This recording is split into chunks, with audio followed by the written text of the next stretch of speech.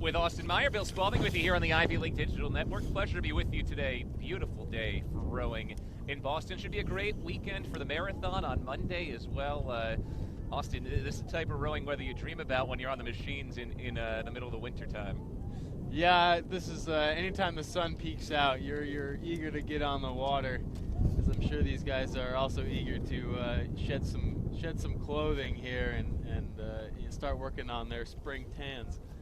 We're set for spring uni tans at least. Yeah, also, yeah, you have the nice tan lines, I'm sure, but it does the job. Set for the third varsity race. This will just be Harvard and Dartmouth. MIT will jump back in for the 2V and the 1V. Running it through the lineups, Harvard has won both the varsity 4 and the 4th varsity. At third varsity, Harvard is coxswained by sophomore Jack Stone. Freshman Aiden Crawford sits in the stroke seat. Senior Luke Farewell in seat 7. Oliver Hansen, a sophomore, is in seat 6. In front of him, it's Ian Meyer, a senior, in seat 5. Sophomore Nick Kochenik in seat number 4. Seat 3 is a freshman, Seb Schwartz. Seat 2, sophomore Brady Stevens. And the bow is a sophomore, Josh Cuppersmith. Meanwhile, for Dartmouth, the Big Green looking for their first win of the day. Their heavyweight team is here as well and just had a huge win at first varsity against BU. Dartmouth's third varsity lineup looks like this in the lightweight race today. Kiana Outen is the coxswain. John Martin is the stroke. Connor O'Leary is in seat 7. Ben Adler in seat 6. Seat 5 is Benjamin Lindgren. Seamus Hill is in seat 4. Will Kaufman in seat 3. Then it's Chase Penhaluric in seat 2, and the bow belongs to Jason Au. We have alignment quickly here in this two-team race, our first two-team race of the day. Yeah, we had alignment, and then the stake boat got a little bit too close to the front of the Harvard boat. And it does seem like the wind has picked up a little bit, so I think the last race was 6:23. Correct me if I'm wrong, so we might see a little bit longer of a race right now. At attention, here we go. Off and running in the third varsity race. Yeah, that wind early in the day was 4 miles per hour. It's now up closer to 8 or 9. That's part of the reason Dartmouth heavyweights against BU inverted their schedule. They went from first varsity up through fourth varsity. We have stayed on the V4 fourth varsity through first varsity schedule today, but it could be a little choppier by the time we get to the Big Lynn Bowl race in about an hour's time.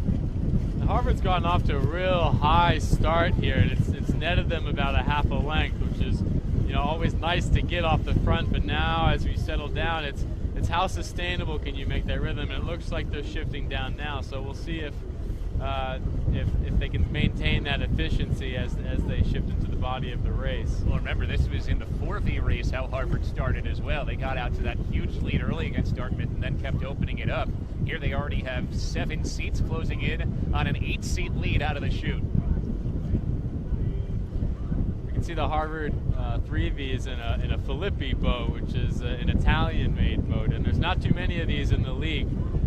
They're pretty known for their smaller boats. I raced in a Filippi double internationally. But it's interesting that I remember when they got this boat, it was pretty special, and the 1V tried it out, but it looks like it's made its way down to the 3V.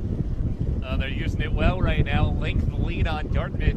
This boat is stroked by a freshman, Aiden Crawford, a guy who has a high ceiling here, already in a stroke seat as a freshman.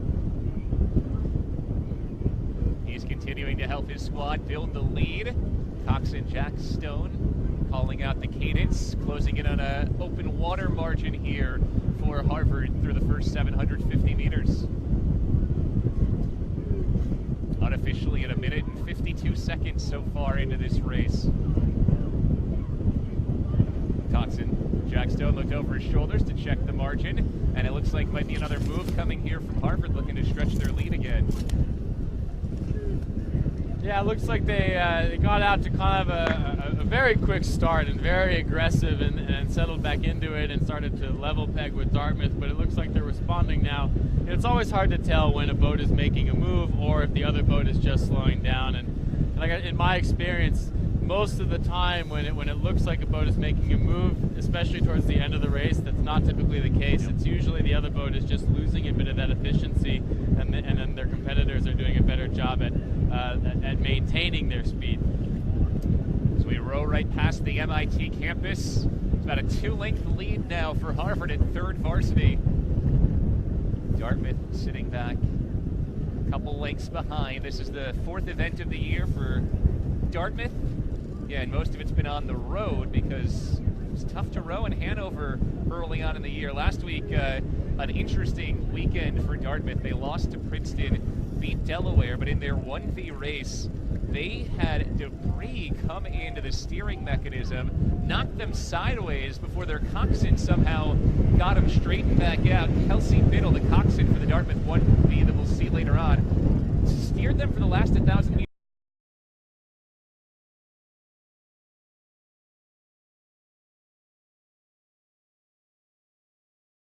What's in the water.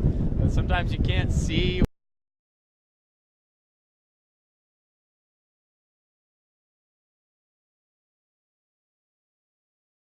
What's her name? Kelsey, right? Yes, Kelsey. Yep. Yeah, Kelsey that's some great coxing right there to take us into a bad situation and turn it into the best results she could deal with. We're about 1,250 meters in and closing in on the 4-minute mark unofficially. The lead for Harvard has been growing slowly but surely. Since that hard start, it seems like they've just kind of locked into this consistent tempo, and that's allowed them to peg the lead further and further with each stroke. Yeah, I like the look of the boat here. It's running nice and smoothly. You can see a little bit more of a bounce in the Dartmouth boat. The thing with lightweight racing is that the guys are pretty similar in size. Of course, their engines differ from guy to guy. Some are stronger than the others, but there's only so much of a strength difference you can have in lightweight racing.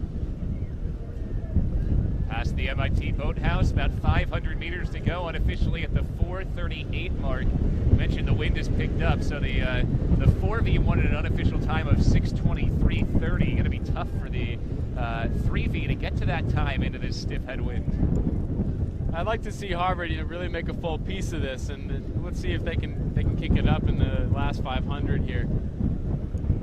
Is that sometimes tough mentally when you kind of have the race locked down to empty the tank still at the end?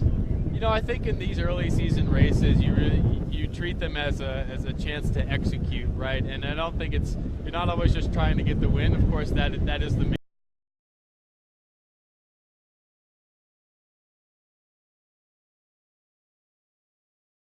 Together, as best race as they can, and they're competing not just against the other teams, but against themselves to try to make themselves better throughout the year. Harvard's first varsity team won the Eastern Sprints Petite Final last year, finished 6th at IRAs. A couple more weeks of duels to go before we get to Eastern Sprints. Delaware and Navy will be here on the Charles next week. Harvard will head to take on Princeton and Yale the following week on the schedule. It looks like Harvard is taking it up. They are taking the chance to make this a full piece. So I like to see that. You can hear each stroke coming hard now from the Crimson. They have about a 3-length lead on Dartmouth. So Harvard won the V4s, won the 4V, and Harvard's heading home with a consistent win here in the 3V, and it looks like they may end up beating that 4V time at 6:17 and counting as they approach the flag. It'll be close. 6:23 is come and gone. Harvard's 3V crosses in 6:28.7 unofficially. Here comes Dartmouth churning home. The big green come across in 6:40.2, so about a 12-second margin goes the way of the Crimson at third varsity. Now, another good performance for Harvard. They've won the first 3 races. Now only 2 more to go. The JV race is next, and then the varsity race on the Ivy League Digital Network.